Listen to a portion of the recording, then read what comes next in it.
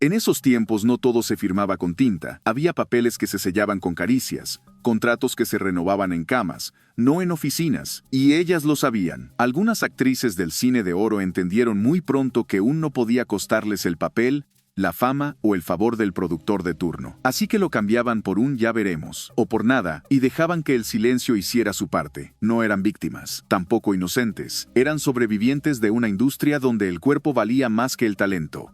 Y muchas aprendieron a usarlo como moneda. Algunas lo hacían por ambición, otras por miedo, y unas cuantas, porque simplemente no sabían decir que no.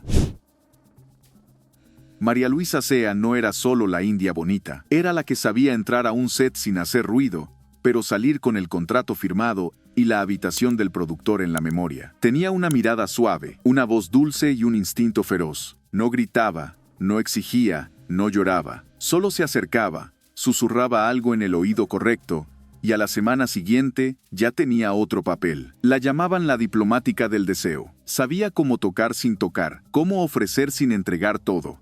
Y cuando sí entregaba, lo hacía con estrategia. Si alguien se quejaba, ella sonreía y decía: «Yo no les pido nada, pero tampoco digo que no». En los pasillos del estudio, su nombre se murmuraba con respeto y envidia, porque mientras otras esperaban llamadas, María Luisa sabía exactamente en qué cama dormir para despertar con libreto nuevo. Alma Delia empezó como niña buena, estrella infantil, sonrisa angelical. Pero el problema con los ángeles es que también tienen alas para escapar, y Alma las usó para volar directo a la parte más oscura del sistema. Fue creciendo frente a las cámaras y detrás de ellas. Tenía ese cuerpo de muñeca, y esa voz de caramelo envenenado que los volvía locos.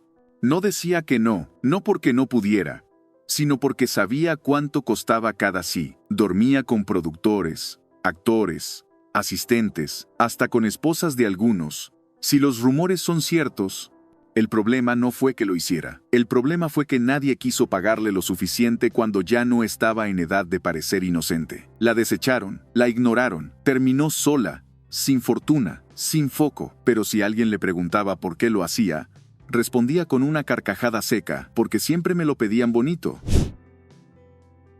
De cara elegante y modales de señora bien, Patricia Morán parecía inalcanzable, pero en los camerinos, su reputación tenía otro perfume. Sabía perfectamente que con su tipo de belleza no bastaba con actuar bien, había que actuar mejor en privado. A veces se acostaba con uno por placer, con otro por impulso, y con el siguiente porque simplemente no había razones para negarse. Su cama era una especie de sala de reuniones informal. Productores, directores, hasta cantantes. A cada uno le daba una parte de ella, y el guión en la otra mano. Nunca negó nada, nunca se disculpó. Una vez, una actriz más joven la llamó regalada entre dientes. Patricia la miró, se acomodó el labial y respondió: «Mi cama ha dado más empleos que tu talento», y ahí se acabó la conversación. Era prima de Tito Guízar, sí, pero en los foros, eso no le abría tantas puertas como su cintura. No era vulgar, era peligrosa, tenía esa sonrisa de monja traviesa y una risa que te desabotonaba sin tocarte. A Susana no le gustaban los no ni decirlos, ni escucharlos, y si el productor era casado, mejor. Ella decía que lo prohibido sabía distinto, y que el cine necesitaba tensión sexo, hasta en los cafés de desayuno. Una vez, un camarógrafo se le acercó a preguntarle si era verdad que se había acostado con 3 personas del mismo rodaje. Ella lo miró, se inclinó al oído y dijo: «¿Te molesta más que sea cierto, o no estar en la lista?». Luego se alejó caminando como si no hubiera dicho nada. Nunca fue la más premiada, pero en ciertos escritorios su nombre aparecía subrayado con lápiz labial.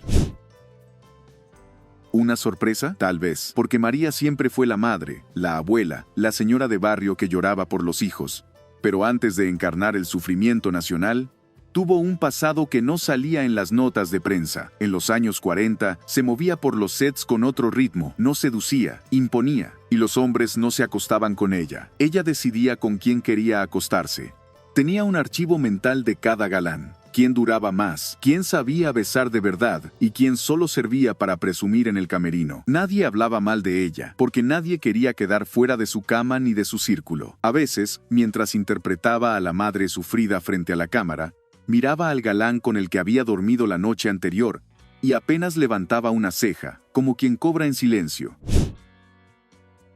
Una soprano metida en el cine, sí, voz celestial, cara de virgen, y una historia privada que no se parecía en nada a sus papeles. Ernestina llegaba a los sets con la ropa impecable y el maquillaje perfecto, pero debajo llevaba una lista de favores pendientes que no estaban en el guión. Cuentan que su camerino tenía 2 puertas, una para maquillaje y otra para asuntos especiales. Jamás tuvo escándalos. Jamás salió en portadas con hombres, pero los pasillos hablaban. Su regla era simple: si vas a decir que sí, haz que parezca que fue idea del otro. Su carrera fue corta, pero efectiva. Nunca fue una estrella, pero nadie se atrevía a decirle que no, porque sabían que ella ya había dicho que sí, muchas veces, y con estilo. Nadie la miraba 2 veces, al principio. Siempre como nana, criada, enfermera, pero entre los técnicos, era conocida como la que sabía cuándo decir que sí y a quién, porque Conchita no era ingenua. Sabía que el protagonismo no era para ella, así que buscó otra forma de poder: el rumor, el acceso, la cama bien usada. No tenía la belleza de las estrellas, pero sí el oído de los que mandaban. Era confidente de unos, amante silenciosa de otros, y sabia para cuando alguien importante necesitaba discreción. Nunca subió al póster, pero su nombre abría puertas en lugares donde los premios no valían nada. Al final, no fue famosa, pero en los estudios todos sabían que sin ella muchas cosas no se firmaban.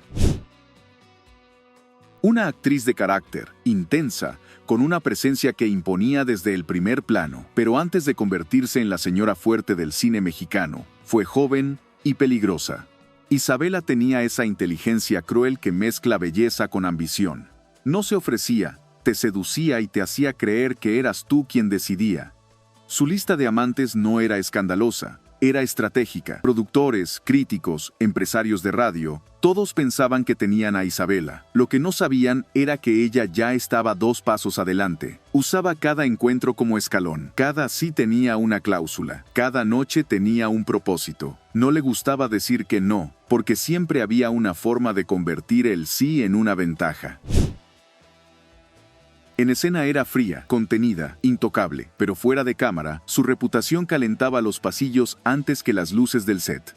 Dicen que cuando llegaba a una filmación, ya sabía con quién dormiría y quién quedaría mirándola sin poder tocarla. No era promiscua, era meticulosa. María Teresa no buscaba cariño, buscaba posición. Si un actor la pretendía sin poder real, le sonreía con cortesía, pero si el productor le ofrecía un papel, entonces ella ofrecía lo que el papel merecía. Nunca lo negaba. Decía que en esta industria todo se paga, con dinero o con noches, y ella prefería pagar con el cuerpo antes que con años de espera. Siempre parecía a punto de llorar en pantalla. Era la que sufría por amor, la que esperaba el regreso del charro, la que no gritaba, pero desgarraba. En la vida real era otra cosa.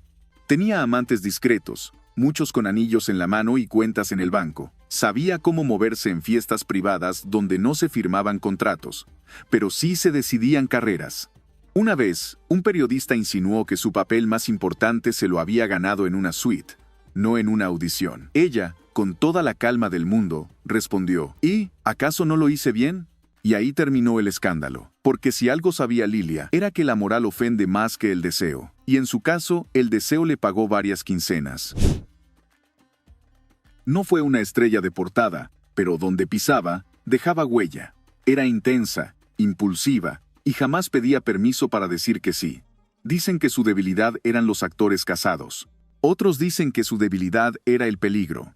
Lo cierto es que coleccionaba amantes como otros coleccionaban autógrafos, y lo hacía con orgullo. Norma Angélica no se escondía. Si le gustabas, te lo decía. Y si te le resistías, te hacía dudar. El problema fue que jugó demasiado cerca del fuego. Y cuando el fuego la alcanzó, ya nadie quería apagarlo. Su muerte fue extraña, silenciosa, rápida, oficialmente un paro cardíaco. Pero en la industria se susurraba otra cosa. Que sabía demasiado, que se metió donde no debía, que fue amante del hombre equivocado. Y tal vez dijo que sí por última vez, sin saber que esa cama sería la última. Tana no era la más bella, ni la más famosa, pero era la que nadie podía sacarse de la cabeza después de haberla visto una sola vez. Tenía un aire extranjero, una mirada que parecía esconder secretos sucios, y un caminar que no pedía permiso para entrar, pero sí para salir. No buscaba galanes ni productores, se metía con quien le servía en ese momento. Algunos la acusaban de oportunista, otros de bruja, y unos cuantos de adicta al poder masculino. Ella decía, no soy adicta al poder, soy alérgica a la pobreza. Cuando alguien se negaba, no se enojaba, iba por su jefe. Tenía una lista de conquistas que cruzaba departamentos, dirección, edición, vestuario, prensa. A todos les daba algo, y a todos les cobraba distinto. El estudio la adoraba mientras generaba taquilla, pero cuando dejó de provocar suspiros, también dejó de tener nombre en los carteles, y aunque nadie la echó, todos dejaron de llamarla. Brasileña de nacimiento, mexicana por adopción, fue un relámpago en el cine de oro, cuerpo tallado en deseo, sonrisa de trampa, voz de terciopelo húmedo. No necesitaba audicionar, bastaba con que entrara a la fiesta. Y si te elegía, era mejor que te prepararas, porque decía que el placer era parte del ensayo. Rosina no creía en el amor, ni en la fidelidad, ni en las reglas de estudio. Su regla era simple: si me apetece, es un sí. Tenía amantes en 3 países al mismo tiempo, y trabajaba como si el cine le debiera algo. Fue señalada, criticada, envidiada y olvidada con la misma rapidez con la que encendía cigarros en hoteles de paso. Terminó lejos del escándalo, en paz, pero sin herencia artística reconocida. Como si todo lo que dio en la cama no pudiera escribirse en los créditos, aunque todos supieran que sin eso, muchas películas ni habrían existido. No eran santas, ni querían serlo. Sabían dónde estaban, sabían lo que valían, y sabían lo que costaba quedarse callada. No dijeron que no, no porque no pudieran, sino porque entendieron que en esta industria el sí era una herramienta. Y si había que entregarse para mantenerse en pantalla, muchas lo hicieron sin pestañear. Fueron tachadas de fáciles, de ofrecidas, de esas. Pero lo curioso es que nunca se les dijo eso a los hombres que también se acostaban con todos. Porque ellas decían que sí, pero también cobraban. En pantalla, con contratos, con fama. Y muchas veces, con silencio. No eran víctimas, no eran heroínas. Eran jugadoras de un juego sucio donde nadie ganaba limpio. Hoy el público las recuerda por su belleza, por sus papeles, por sus frases inolvidables. Pero detrás de cada mirada provocadora y cada beso en pantalla, había una historia no contada. Una cama mal tendida. Un sí malintencionado. Un rumor que era cierto. ¿Y tú? Si hubieras tenido su cuerpo, su hambre y su oportunidad, ¿habrías sabido decir que no?